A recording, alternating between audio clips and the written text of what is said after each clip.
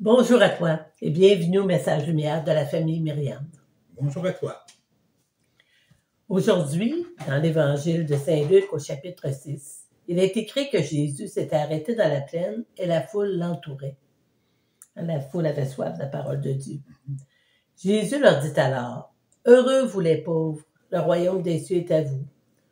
Heureux vous qui avez faim, maintenant vous serez rassasiés. Heureux les affligés, car vous serez consolés. » Il continue, il nous parle des béatitudes. Puis Georges et moi, on s'est demandé, c'est quoi d'abord une béatitude? Et pourquoi Jésus nous en parle? Oui, puis on a trouvé des réponses dans le Yucat. Le Yucat, le voici.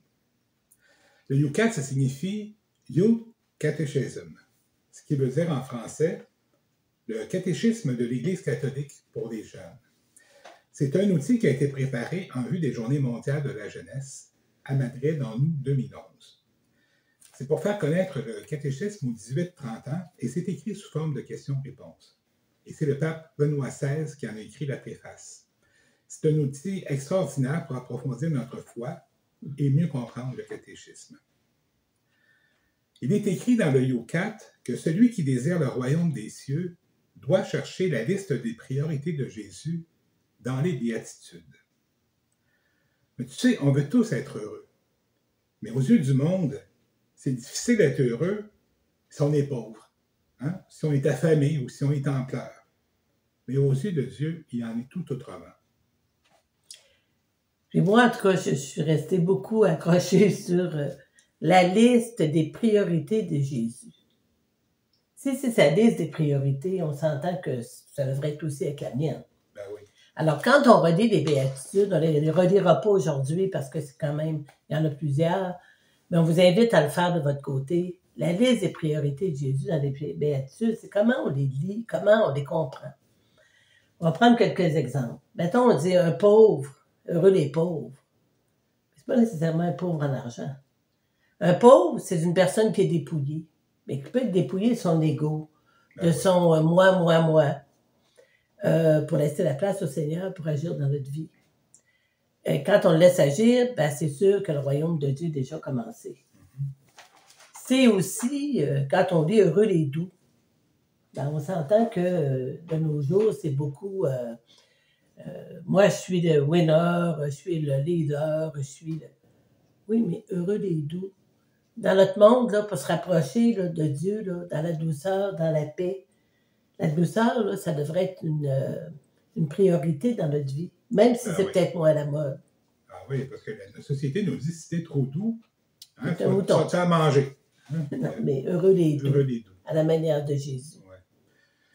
Heureux les persécutés pour la justice, car le royaume des cieux est à eux. On connaît tous des gens qui ont eu des épreuves. On en a eu, nous autres aussi, des épreuves dans leur vie. Mais comment ça se fait qu'il y en a qui passent à travers leurs épreuves puis qui en sortent aigris, pleins d'amertume, pleins de rancœur, qui ont de la misère à s'en remettre, alors que d'autres personnes en ressortent grandis avec beaucoup de sagesse. Le bonheur, quand on pense dans notre vie, dans notre société, on se dit, ben, tu sais, c'est avoir une vie où on est à l'aise financièrement, où on a une bonne réputation, puis surtout une vie où on n'a pas d'épreuves. Mais quand on y pense, c'est souvent à travers les épreuves qu'on grandit le plus, qu'on apprend. Alors on en ressort grandi. C'est souvent quand on n'a pas beaucoup de sous qu'on apprend c'est quoi le partage, qu'on apprend c'est quoi l'entraide, qu'on apprend à s'aimer les uns les autres. Puis pour ce qui est de la réputation, on peut être fier de notre réputation quand on a travaillé fort pour l'obtenir. Alors c'est un peu ce que Jésus nous rappelle. Lui, il n'a pas choisi la vie facile. Il a choisi la meilleure voie pour le bonheur. Alors quand on traverse les épreuves, on en ressort grandi. Quand on apprend à s'aimer les uns les autres et à s'entraider, c'est ça le chemin du bonheur. C'est aussi le chemin de la sainteté. C'est le chemin que Jésus nous propose. Fait que si on regarde dans l'Évangile, là, si on prend l'exemple de Jésus, hein, Jésus s'est fait pauvre pour partager notre pauvreté. Il était joyeux avec ceux qui étaient dans la joie. Il a pleuré avec ceux qui pleurent, dans Romains 16.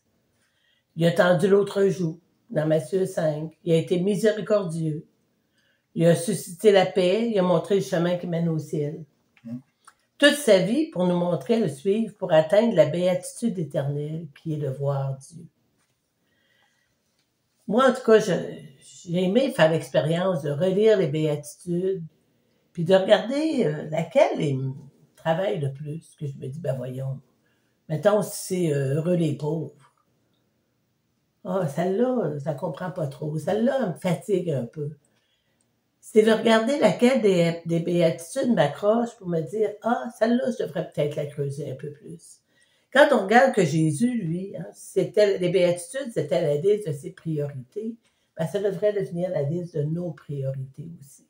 Oui. C'est de se demander aussi, tu sais, mettons, j'ai une persécution ou une injustice quelconque, qu'est-ce que Jésus ferait, lui? Comment il la vivrait? Comment il la prendrait? Comment il réagirait? Puis qu'est-ce que Jésus attend de moi là-dedans? Parce que des fois, j'ai une leçon à aller chercher. Hein? Alors, qu'est-ce que Jésus attend de moi? Puis qu'est-ce qu'il ferait à ma place? Puis à travers tout ça, comment est-ce que je peux faire la communion avec mes frères et mes sœurs? Fait qu'aujourd'hui, on vous invite à faire un peu comme nous, à relire les béatitudes, à les reméditer, à en prendre une, mettons, celle qui nous interpelle le plus, pour suivre la voie de Jésus, hein? Parce que vu que c'était sa liste de priorités, lui, c'est la marche à suivre aussi, pour atteindre la plus grande des béatitudes éternelles, qui est de voir Dieu. Oui. Puis de les vivre avec lui. Les épreuves, on les vit avec lui. Hein? La pauvreté, on la vit avec lui. Puis quand on est pauvre et malade, ben, il est avec nous, il est compatissant. Alors, il nous aide à traverser, il nous aide à grandir, il nous aide à vivre, il nous aide à aimer. Alors, continuons à méditer sa marche à suivre. Alors, au revoir et à bientôt. À bientôt.